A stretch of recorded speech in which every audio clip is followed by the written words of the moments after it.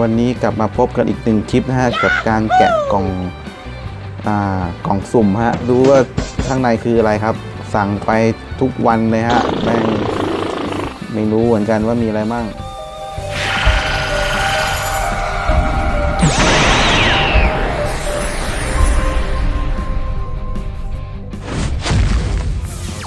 แกะกันดูนะว่าในกล่องจะมีอะไรบ้างนะผมสั่งมานะก็จำไม่ได้เหมือนกันว่าสั่งอะไรมาบ้างมาส่งแต่ละรอบนี้ก็ไม่รู้เลยเห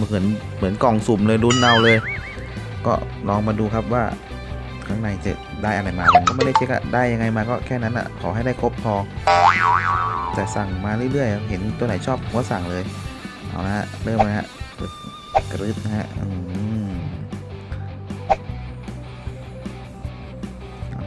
ข้างในมีอะไรฮะนี่ครับมาถึงเจอกระดาษครับโอ้โหไม่เอาฮะอันนี้กระดาษเล่นไปแล้วฮะทิ้งไปครับเอาละนี่ครับสิ่งสำคัญของเราวันนี้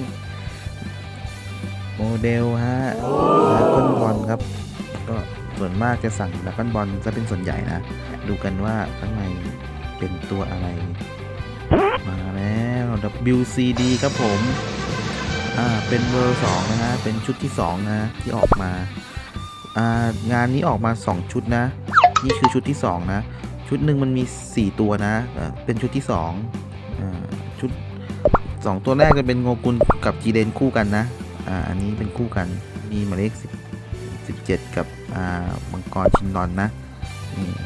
นี่นะมังกรชินรอนซุปเปอร์ชินรอนคู่กันสวยเลยก็น่าเก็บอยู่นะราคาก็ไม่ได้แพงมากหนักอยู่อันนี้มังกรมาแกะกันเลยดีกว่าว่ามีอะไรฝากก่อนนะท่านน็อตเอานะแกะเลยกรึ๊ดกรึ๊ดกรึ๊ด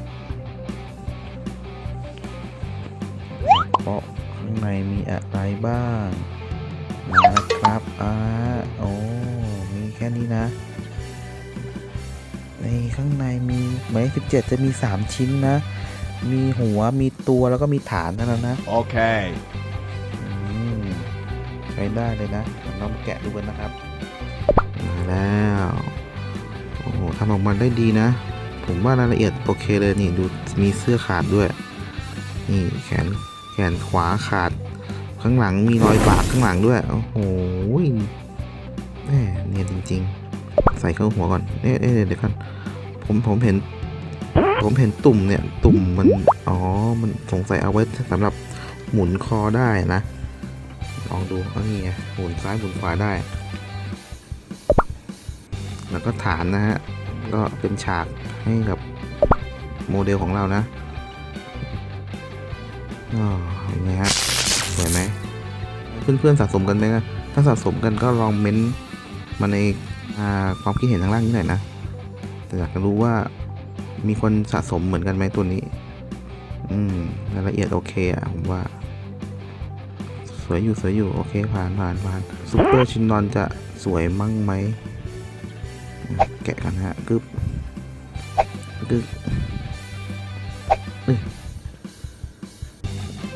มาดูกันครับโอ้โหมังกรเต็มเลยฮะโหใหญ่อยู่ชิ้นใหญ่อยู่มาทั้งหมด4ชิ้นนะแกะกันเลยครับเอาละครับนี่นะฮะประกอบตัวก่อนนะอันนี้มีตัวมีฐานมีฉากอันนี้ไว้เป็นอย่างนี้อยู่แล้วประกอบตัวครับ